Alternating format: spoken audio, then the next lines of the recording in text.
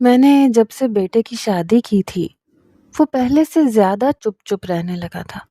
ہر وقت ڈرا سہما سا رہتا تھا، جیسے میں نے بیوی کے نام پر اس کے سر پر کوئی جلاد مسلط کر دی ہے۔ حالانکہ میری بہو نگینا بہت ہی سیدھی سادی خوبصورت لڑکی تھی، بالکل اللہ میاں کی گائے۔ کیونکہ میرا بیٹا بھی بہت زیادہ سنجیدہ اور شریف انسان تھا، اس لیے میں اپنے لیے شریف اور سیدھی سادی سی ہی بہو ڈھونڈ کر لانا چاہتی تھی، تاکہ میرے بیٹے کے سنجیدہ مزاج میں کچھ لطیف سا بن جائے، کچھ شوخی اور شرارت آئے۔ وہ اپنی بیوی کے آگے پیچھے گھومے، شرارتیں کرے۔ میں تو اپنے بیٹے کی تنہائی دور کرنے کے لیے اس کی شادی کی تھی، مگر مجھے یوں لگ رہا تھا کہ جیسے اس کے اندر کا خلا مزید بڑھ گیا ہے۔ وہ ہر وقت ماتھے پر پسینہ آئے رہتا، جسے وہ صاف کرتا رہتا۔ یوں لگتا جیسے وہ مجھے کچھ بتانے کی کوشش کر رہا ہے، مگر بتا نہیں پا رہا۔ جیسے اس کی بیوی اس کے پاس آ کر بیٹھتی، وہ یوں ہو جاتا جیسے اس کا سانس تک رک گیا ہو۔ نگینا اس سے بہت محبت اور لگاؤ سے بات کرتی تھی، اور وہ ایک دم ڈر کر اسے دیکھنے لگتا، ایک دم بدک کر پیچھے ہٹ جاتا، جیسے اس کے ساتھ کوئی چڑیل آ کر بیٹھ گئی ہو۔ میں تو اپنے بیٹے کے رویے سے بے حد حیران ہو گئی تھی، کیونکہ مجھے تو یہ شادی الٹی پڑ گئی تھی۔ نگینا کا رویہ میرے ساتھ بہت ہی میٹھا اور دوستانہ تھا، میں تو اس کی فین بن چکی تھی، مگر شہیر نگینا کا نام سنتے ہی سہم جاتا، جیسے شرارتی بچے کلاس ٹیچر کی کلاس میں داخل ہوتے ہی ایک دم سہم کر بیٹھ جاتے ہیں، بالکل سانس روک کر۔ مجھے اپنے بیٹے کا یہ رویہ کھٹکنے لگا تھا، میں بے حد پریشان رہنے لگی تھی۔ جب بھی اس سے پوچھنے کی کوشش کرتی تو وہ پہلے تو ٹال مٹول سے کام لیتا، کہنے لگتا کہ امی کوئی بات نہیں ہے، میں بالکل ٹھیک ہوں۔ مگر جب کبھی وہ مجھ سے کھل کر بات کرنے کی کوشش کرتا تو پہلے ادھر ادھر دیکھ کر تسلی کر لیتا، جیسے اسے نہ جانے کس چیز سے ڈر لگ رہا ہو۔ حالانکہ وہ کوئی چھوٹا بچہ تو نہیں تھا۔ جب وہ اپنی بات شروع کرتا تو اچانک ہی نگینا کہیں سے آ جاتی اور ہمارے درمیان میں بیٹھ جاتی، مسکرا کر شہیر کو دیکھتی، کہنے لگتی کہ شہیر کیا بات ہے، کیا پریشانی ہے آپ کو؟ وہ اتنے میٹھے انداز میں اس سے پریشانی پوچھتی تو وہ اپنے ماتھے کا پسینہ صاف کر کے وہاں سے اٹھ کر چلا جاتا۔ میرا بیٹا شروع سے ہی الگ تھلگ تھا، اس لیے اس کے مزاج کا زیادہ مجھے بھی پتہ نہیں چلتا تھا کہ اس کے اندر کیا چل رہا ہے، کیونکہ میرا بیٹا شروع سے ہی سنجیدہ اور کم گوسا تھا، ناپ تول کر بات کرنے والا۔ شہیر کے والد کا انتقال جب ہوا جب وہ 10 سال کا تھا، وہ اپنے والد سے بہت ہی زیادہ اٹیچ تھا، اور ممتاز کی موت نے تو اسے توڑ کر رکھ دیا تھا۔ ہم دونوں ماں بیٹے پوری دنیا میں اکیلے رہ گئے تھے۔ شہیر پڑھائی میں بہت اچھا تھا، کیونکہ اس کے والد اسے ڈاکٹر بنانا چاہتے تھے۔ ممتاز خود پروفیسر تھے، اور اپنے بیٹے کو ڈاکٹر بنانے کا خواب آنکھوں میں سجا کر چل بسے۔ کیونکہ ہمارا ایک ہی تو اکلوتا بیٹا تھا، اس لیے ہم اپنی ساری محبت اس پر نچھاور کرتے تھے، مگر وہ باپ کی شفقت سے بہت جلد ہی محروم کر دیا گیا۔ میں بھی ٹوٹ کر بکھر گئی۔ ممتاز کی اچانک موت نے مجھے صدمے سے غمگین کر دیا۔ میں شہیر کو تو تب سنبھالتی جب اپنے آپ کو نئے سرے سے جوڑ سکتی، مگر جب میں اپنے شوہر کی موت کے غم سے نکلی اور مجھے احساس ہوا کہ شہیر بالکل ہی تنہائی کا شکار ہو رہا ہے، وہ تنہائی میں اپنے آپ سے باتیں کرتا ہے، تو میں اس سے گھلنے ملنے لگی، ہنسنے کھیلنے لگی، اور وہ مجھے یوں ہنستا دیکھ کر بالکل حیران ہو جاتا، کیونکہ اسے لگتا تھا کہ باپ کے مرنے کے بعد شاید ہم پر زندگی کی تمام تر خوشیوں کے دروازے بند ہو چکے ہیں۔ مگر میں نے اسے پھر سے جینا سکھایا، پھر سے اپنے خوابوں کو تعمیر کرنا سکھایا، اور وہ 1 سال کے اندر اندر سنبھل بھی گیا تھا، پھر سے پڑھائی میں جت گیا، اپنے باپ کے خواب کو تعبیر کرنے کی ٹھان چکا تھا۔ مگر جب میڈیکل میں ایڈمیشن لینے کی باری آئی تو اچانک ہی اس کے سر پر کمپیوٹر سائنس پڑھنے کا خمار چڑھ گیا۔ میں حیران تو ہوئی تھی۔ میں نے کہا تمہارے بابا تو شروع سے تمہیں ڈاکٹر بنانا چاہتے تھے، پھر کمپیوٹر سائنس میں ایڈمیشن کیوں لینا چاہتے ہو؟ کہنے لگا میڈیکل میں مجھے انٹرسٹ نہیں رہا، اور جب میرا بابا مجھے ڈاکٹر بنتے ہی نہیں دیکھ سکتا تو پھر بننے کا کیا فائدہ؟ اور میں اس عجیب و غریب منطق پر حیران رہ گئی۔ خیر میں نے اس کو زیادہ فورس نہیں کیا، کیونکہ اس کا انٹرسٹ جہاں بھی تھا میں اسی میں خوش تھی۔ تعلیم مکمل کرنے کے بعد اسے ایک بہت اچھی ملٹی نیشنل کمپنی میں جاب مل گئی۔ مجھے اپنے بیٹے پر فخر تھا، میں اسے دیکھ دیکھ کر جیتی تھی، اور اب میں نے اس کی تنہائی اور سنجیدگی کو کم کرنے کے طریقے تلاش کرنا شروع کر دیے، اور سب سے پہلا خیال شادی کا آیا، کیونکہ ہمارے ہاں ہر مسئلے کا حل شادی ہوتا ہے۔ اگر کوئی اداس ہے، بے چین ہے، تو اس کی شادی کر دو، اگر کوئی خوش ہے تو بھی اس کی شادی کر دو۔ اس لیے میں نے بھی شہیر کی دلہن ڈھونڈنی زور و شور سے شروع کر دی۔ ہمارے کوئی لمبے چوڑے رشتے دار نہیں تھے، اماں بیٹا شروع سے اکیلے رہتے تھے۔ ایک دور پرے کی شہیر کی خالہ تھیں جو کہ امریکہ میں رہتی تھیں اور وہیں پر سیٹلڈ تھیں، اس لیے میں نے لڑکی خاندان سے باہر ڈھونڈنا شروع کر دی۔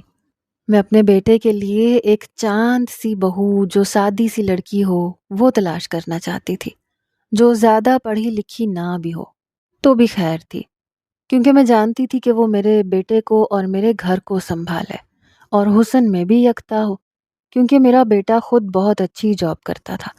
ہمارے پاس اللہ تعالیٰ کا دیا ہوا سب کچھ تھا، ہم نے کوئی نوکری وغیرہ تو کروانی نہیں تھی، اس لیے اس کا بہت زیادہ ہائیلی کوالیفائڈ ہونا ضروری نہیں تھا۔ میں نے رشتے والی ماسی کو کہہ دیا کہ بس لڑکی خوبصورت ہونی چاہیے، میرا بیٹا اسے دیکھے تو دیکھتا رہ جائے، اور ماسی نے کہا کہ آپ بالکل بھی فکر نہ کریں، لڑکی ایسی ہوگی کہ جو بھی دیکھے گا دانتوں تلے انگلیاں دبائے گا۔ میں بھی مطمئن ہو گئی۔ وہ آئے روز مجھے کوئی نہ کوئی تصویر دکھا دیتی، مجھے یوں کسی کی بیٹیوں میں نقص نکالنے کی عادت نہیں تھی، مگر میں اپنے بیٹے کے لیے بہت ہی خوبصورت اور سادہ سی لڑکی ڈھونڈنا چاہتی تھی۔ میں ہر تصویر اپنے بیٹے کو دکھاتی، اس سے ڈسکشن کرتی۔ وہ کہتا کہ امی آپ نے اگر میری شادی کی ٹھان ہی لی ہے تو آپ کر کے ہی رہیں گی، پھر کیا فرق پڑتا ہے کہ لڑکی میری پسند کی ہو یا ناپسند کی۔ میں نے کہا ارے یہ کیا بات ہوئی، تم میرے اکلوتے بیٹے ہو، اس کا مطلب یہ نہیں ہے کہ میں تم پر اپنی مرضی مسلط کروں گی۔ اگر تمہاری نظر میں کوئی لڑکی ہے تو مجھے بتا دو، میں اپنی پسند سے دستبردار ہو جاؤں گی۔ مگر شہیر کہنے لگا کہ مجھے کبھی محبت کرنے کا ٹائم ہی نہیں ملا اور نہ ہی انٹرسٹ ہے، آپ کا جو دل چاہے آپ کریں، آپ میری ماں ہیں، میرا بھلا ہی چاہیں گی۔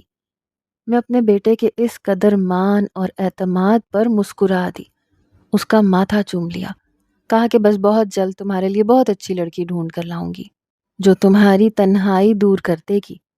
کہنے لگا میں تنہا تھوڑی نہ ہوں، میرے پاس آپ ہے۔ میں نے کہا جب بیوی آئے گی تو ماں کو بھول جاؤ گے، اتنی خوبصورت دلہن لاؤں گی۔ کہنے لگا پھر مجھے ایسی لڑکی نہیں چاہیے کہ میں اپنی ماں سے دور ہو جاؤں۔ میں ہنس دی، میں نے کہا میں تو مذاق کر رہی تھی، ماں کی جگہ اپنی ہوتی ہے، بیوی کی جگہ اپنی ہوتی ہے، یہ تو مرد پر ڈیپینڈ کرتا ہے کہ وہ کس کو کیا مقام دیتا ہے۔ اور بالآخر میں نے ایک چاند سی سیدھی سادی بھولی بھالی بن مانس سی لڑکی اپنے بیٹے کے لیے پسند کر لی۔ وہ تصویر میں اس قدر خوبصورت تھی، حقیقت میں تو اس سے زیادہ خوبصورت تھی، کیونکہ میں آج اس سے مل کر آئی تھی، اس کے ہاتھ میں انگوٹھی پہنا کر آئی تھی، اور اپنے بیٹے کے منہ میں مٹھائی کا لڈو ڈالتے ہوئے کہا تھا کہ یہ شادی کا لڈو ہے، ایسا ہوتا ہے کہ جو کھائے وہ بھی پچھتائے اور جو نہ کھائے وہ بھی پچھتائے۔ تو وہ میری طرف دیکھ کر مسکرایا، کہنے لگا امی آپ تو پہلے ہی مجھے ڈرا رہی ہیں۔ میں نے کہا ڈرا نہیں رہی، خبردار کر رہی ہوں۔ پھر وہ دن بھی آ گیا جب وہ حسین پری میرے گھر میں اتر آئی، میرا آنگن روشن ہو گیا۔ دلہن بن کر وہ اس قدر حسین لگ رہی تھی کہ اپنے بیٹے کو اس کے ساتھ بٹھانے کے بعد میں نے اس کی نہ جانے کتنی بلائیں لے ڈالی۔ جو بھی میری بہو اور بیٹے کو دیکھتا کہتا تھا چاند سورج کی جوڑی ہے، اللہ نظر بد سے بچائے۔ میں نے کہا آمین، زمانے کی بری نظر نہ لگے۔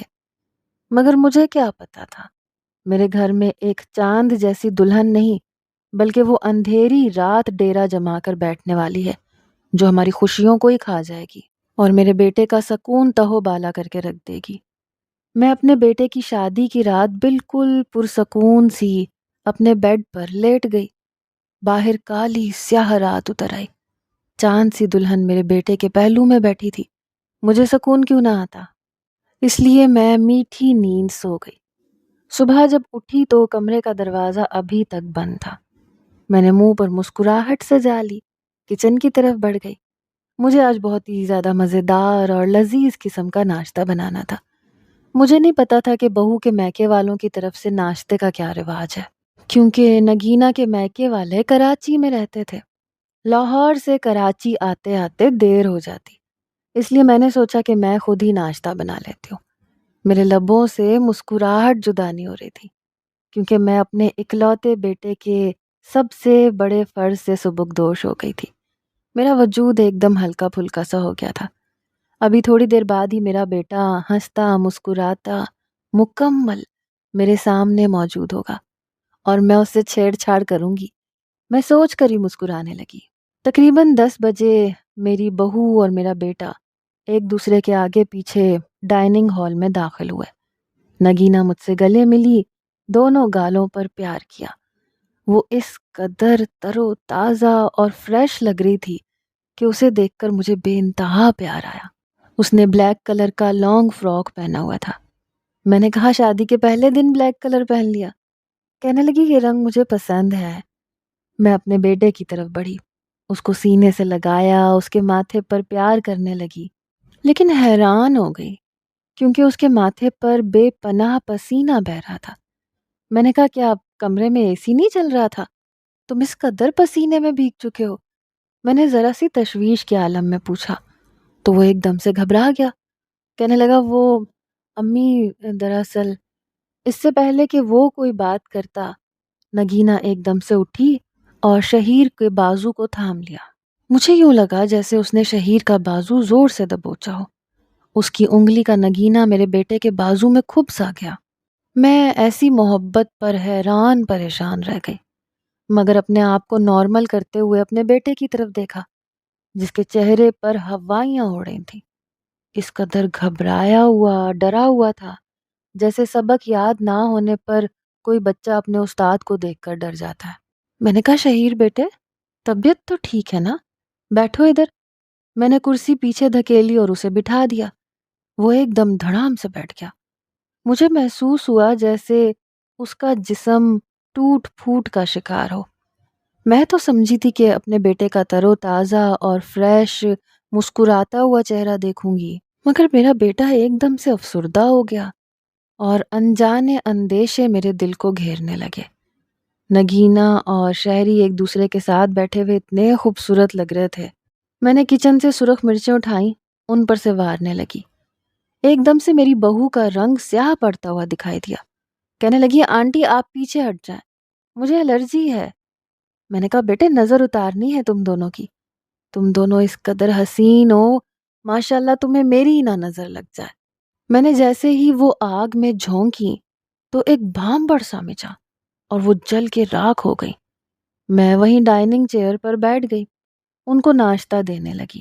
نگینا خود ناشتہ نکال کر شہیر کی پلیٹ میں ڈال رہی تھی اور شہیر شرمیلی دلہنوں کی طرح یوں دم سادے بیٹھا تھا جیسے نگینا دلہا ہو اور شہیر دلہن ہو، نگینا اس گھر کی میزبان ہو اور شہیر مہمان ہو۔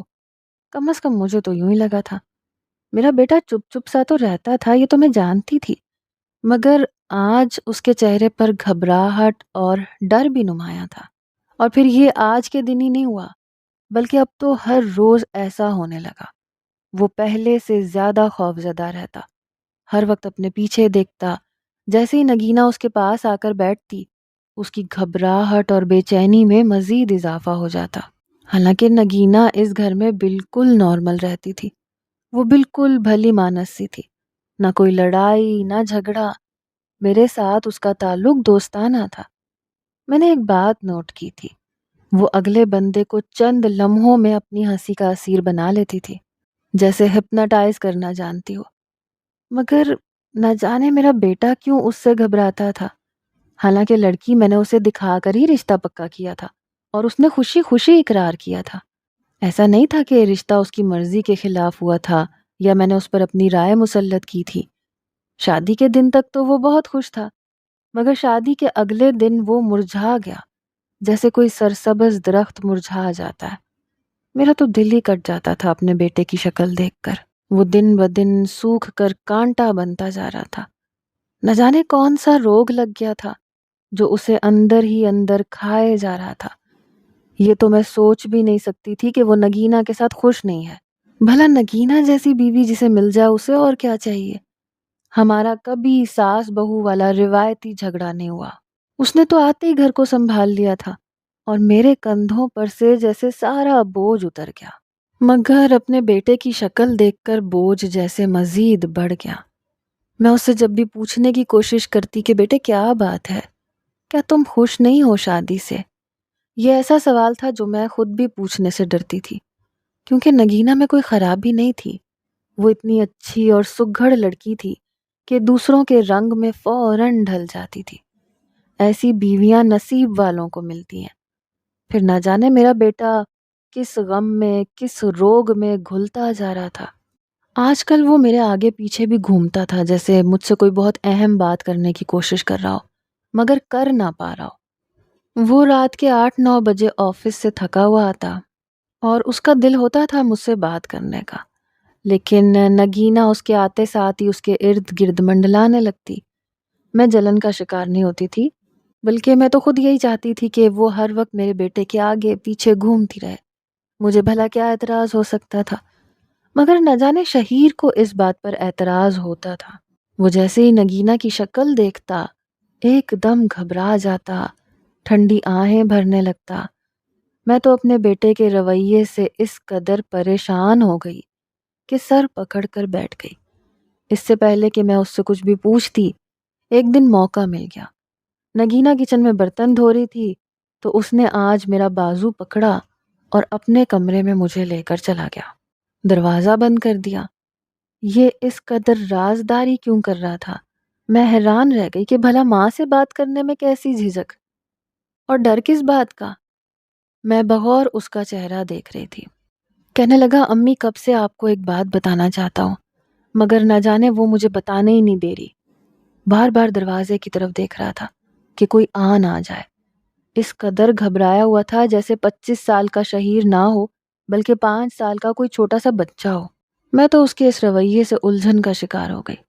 میں نے کہا بیٹے کیا بات ہے، تم مجھے کھل کے بتاؤ، تمہیں کسی سے ڈرنے کی ضرورت نہیں ہے، آخر کیا بات تمہیں پریشان کر رہی ہے؟ کہنے لگا امی مجھے نگینا کے بارے میں ایک انتہائی اہم بات آپ کو بتانی ہے۔ اور میرے تو جیسے پورے جسم کے بال ہی کھڑے ہو گئے۔ اپنی بیوی کے متعلق کوئی بھی بات بتانے کے لیے وہ اتنا ڈر کیوں رہا تھا؟ وہ ڈنکے کی چوٹ پر بھی کہہ سکتا تھا۔ خیر میں نے اپنی سوچوں کو جھٹک دیا، اس کی بات غور سے سننے لگی۔ کہنے لگا امی نگینا ہر روز رات کو میرے ساتھ، ابھی اس کی بات منہ میں ہی تھی کہ جلدی سے دروازہ کھلا اور نگینا اندر بھاگتی ہوئی آئی۔ اس کے چہرے پر ہوائیاں اڑی ہوئی تھیں، جیسے اسے امید ہی نہیں تھی کہ اماں بیٹا کمرے میں بیٹھے ہوں گے، ورنہ وہ تو ایک لمحے کے لیے بھی شہیر سے غافل نہیں ہوتی تھی۔ اس کے آنے کے بعد ہمیشہ اس کے سر پر ہی منڈلاتی رہتی تھی۔ اس کے آنے سے پہلے پہلے سارے کام مکمل کر کے بیٹھتی تھی تاکہ شہیر کے آنے کے بعد وہ صرف اور صرف اس کے گرد منڈلاتی رہے اور ہمیں بات کرنے کا موقع نہ دے۔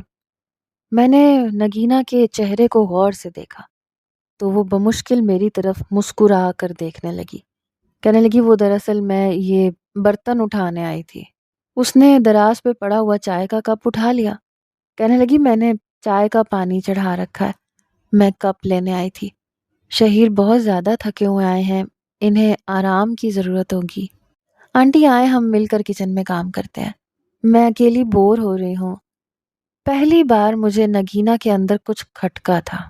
جتنی بھلی مانس اور اللہ میاں کی گائے میں اسے سمجھ رہی تھی، وہ اتنی سیدھی نہیں تھی۔ اس کے اندر کچھ تو ایسا تھا کہ میرا بیٹا ہر وقت اس سے دب کے رہتا تھا، ڈرا ڈرا رہتا تھا، اور میری گردن کے بال کھڑے ہو گئے، میرے جسم کے اندر تھر تھری سی مچ گئی۔ میں نے کہا نہیں تم کچن میں جاؤ، چائے بناؤ، مجھے اپنے بیٹے سے بات کرنی ہے۔ اور نگینا کا رنگ ایک دم سے بدلا۔ یہ لمحے کے 1000ویں حصے میں ہوا تھا کہ میں نوٹ نہ کر پائی، مگر جاتے جاتے اس نے ایک ایسی حرکت کی کہ میرے پیروں تلے سے زمین نکل گئی اور میرا جسم پسینے سے شرابور ہو گیا، کیونکہ اس نے شہیر کی آنکھوں میں آنکھیں ڈال کر اسے ایک گھوری ڈالی اور اپنی انگلی کو اپنے ہونٹ پر رکھ کر شیر کی آواز نکالی۔ جیسے اسے یہ تنبیہ کر رہی ہو کہ چپ رہنا ورنہ بہت برا ہوگا۔ اور شہیر اس کی اس حرکت پر یوں گونگا بہرا بن گیا جیسے اس کی زبان ہی کٹ گئی ہو۔ جب وہ کمرے سے چلی گئی تو میں شہیر کے پیچھے پڑ گئی۔ میں نے کہا شہیر مجھے سچ سچ بتاؤ، نگینا سے ڈرنے کی کوئی بھی ضرورت نہیں ہے۔ تم کیا بتانا چاہتے تھے نگینا کے متعلق؟ کیا تم اس شادی سے خوش نہیں ہو؟ میرے بچے تم میرے اکلوتے بیٹے ہو، مجھے اس دنیا میں سب سے زیادہ عزیز ہو۔ میں تمہیں کوئی بھی پریشانی یا تکلیف اکیلے نہیں سہنے دوں گی۔ خدا کے لیے اپنی ماں کو بتا دو ورنہ میرا دم گھٹ جائے گا۔ مگر شہیر بالکل خاموشی سے اور بے بسی سے میری طرف دیکھ رہا تھا، جیسے اسے اجازت نہ ہو کچھ بھی کہنے کی۔ میں نے بارہا اسے فورس کیا مگر مجال ہے کہ اس نے اپنی زبان بھی کھولی ہو۔ کہنے لگا امی آپ کمرے میں آرام کرنے جائیں، مجھے سر میں درد ہو رہا ہے، میں سونا چاہتا ہوں۔ وہ ایک دم سے بیڈ پر لیٹ گیا اور کروٹ بدل لی۔ میں حیران پریشان سی اپنے کمرے میں چلی گئی۔ پہلی رات میں سکون سے نہیں سوئی، ساری رات میری آنکھوں میں کٹی، بے چینی حد سے سوا تھی۔ نہ جانے میرا بچہ کس عذاب میں مبتلا ہو چکا ہے کہ اس کی زبان ہی بتانے سے قاصر ہے، جیسے کوئی بندش ہو۔ میں تو اب نگینا سے کٹی کٹی سی رہتی تھی۔ نگینا اسی دوستانہ انداز میں مجھ سے بات کرتی جیسے اسے میرے رویے سے فرق ہی نہ پڑا ہو، مگر میں اب اس کی ہر بات نوٹ کرنے لگی تھی۔ صبح کا ناشتہ میں خود بناتی تھی، مگر شہیر کا ناشتہ وہ خود بنا کر اسے کھلاتی تھی، اور کھانے میں کچھ میٹھا تو ضروری ہوتا تھا۔ حالانکہ شہیر میٹھے کا اتنا شوقین نہیں تھا، مگر نگینا زبردستی 1-2 چمچ میٹھے کے اس کے منہ میں ڈال دیتی۔ پہلے تو میں اس چیز پر خوش ہوتی تھی کہ وہ اپنا حق میرے بیٹے پر جتا رہی ہے، مگر اب میں بغور اس کی حرکتیں دیکھ رہی تھی اور مجھے بہت کچھ کھٹک رہا تھا۔ اس کے بعد شہیر آفس چلا جاتا تھا، نگینا میرے ساتھ کاموں میں مشغول ہو جاتی تھی، مجھ سے ادھر ادھر کی ہلکی پھلکی باتیں کرتی تھی، اور میں اس کی کمپنی کو بہت انجوائے کرتی تھی۔ ہمارے گھر میں اس کے آنے کے بعد بہت میٹھا پکنے لگا تھا۔ وہ مجھے بھی اپنے ہاتھوں سے 2 چمچ ضرور کھلاتی تھی، اور اس کے بعد وہ مجھے اور بھی زیادہ اچھی لگنے لگی تھی۔ رات کو 9:30 یا 10 بجے شہیر آفس سے تھکا ہارا لوٹتا تھا اور نڈھال سا ہو کر لاؤنج میں بیٹھ جاتا، کیونکہ میں بھی اس وقت وہاں اپنا ڈرامہ دیکھ رہی ہوتی تھی۔ اس کا دل ہوتا تھا کہ میں اس کے ساتھ بیٹھی رہوں اور وہ میرے ساتھ باتیں کرے، مگر نگینا ایک دم سے ہمارے درمیان میں آ کر بیٹھ جاتی، چائے بنا کر شہیر کو بھی دیتی اور مجھے بھی، اور ہم مل کر ڈرامہ دیکھتے۔ شہیر تو بس پاس بیٹھا رہتا اور ہم دونوں بہو اور ساس ڈرامے پر کھل کر تبصرہ کرتے۔ اس کے بعد 10 بجے وہ اپنے کمرے میں جانے لگتا اور نگینا بھی اور شہیر بھی اس کے کمرے میں چلے جاتے۔ اگر شہیر کہتا کہ مجھے تھوڑی دیر لاؤنج میں بیٹھنا ہے تو نگینا کوئی نہ کوئی بہانہ بنا کر اسے اپنے ساتھ لے جاتی، اور اسے ناچار اٹھنا ہی پڑتا۔ میں تو مسکرا کر اپنے کمرے کی طرف چلی جاتی تھی، کیونکہ مجھے ان سب چیزوں میں کچھ بھی غیر معمولی نہیں لگ رہا تھا۔ مگر اب جب میں نے غور کرنا شروع کیا تو ہر چیز ہی غیر معمولی تھی۔ نگینا کا یوں شہیر کے سر پر سوار رہنا اس بات کا ثبوت تھا کہ وہ نہیں چاہتی کہ شہیر میرے پاس 2 منٹ بھی بیٹھے اور کوئی بھی بات کرے۔ جب وہ بات کرنا چاہتا تھا تو وہ کیوں اسے کھینچ کر کمرے میں لے جاتی، جیسے اس کے ساتھ زبردستی کرتی ہے، جیسے اس پر اپنی رائے کو مسلط کرتی ہے۔ اور میں نے یہ بات بھی نوٹ کی تھی کہ محلے سے اگر کوئی عورت میری بہو کو دیکھنے آتی تو اس کے چہرے پر ہوائیاں سی اڑ جاتی تھیں اور وہ ہمارے گھر سے بھاگ جاتی تھی۔ حالانکہ میری بہو تو اس سے بہت اچھے انداز میں ملتی تھی، بہت ہی ملنسار تھی، مگر نہ جانے عورتوں کو کیا مسئلہ تھا، وہ شاید میری بہو سے جلتی تھیں۔ اب تو ہمارے محلے کی عورتوں نے ہمارے گھر آنا جانا ہی چھوڑ دیا تھا۔ ایک دن تو حد ہی ہو گئی، میں اور نگینا گھر میں معمول کے کام کاج نمٹا رہی تھیں کہ اچانک سے ڈور بیل بجی۔ جیسی میں نے مین گیٹ کھول کر دیکھا، باہر کوئی فقیرنی خیرات لینے آئی تھی۔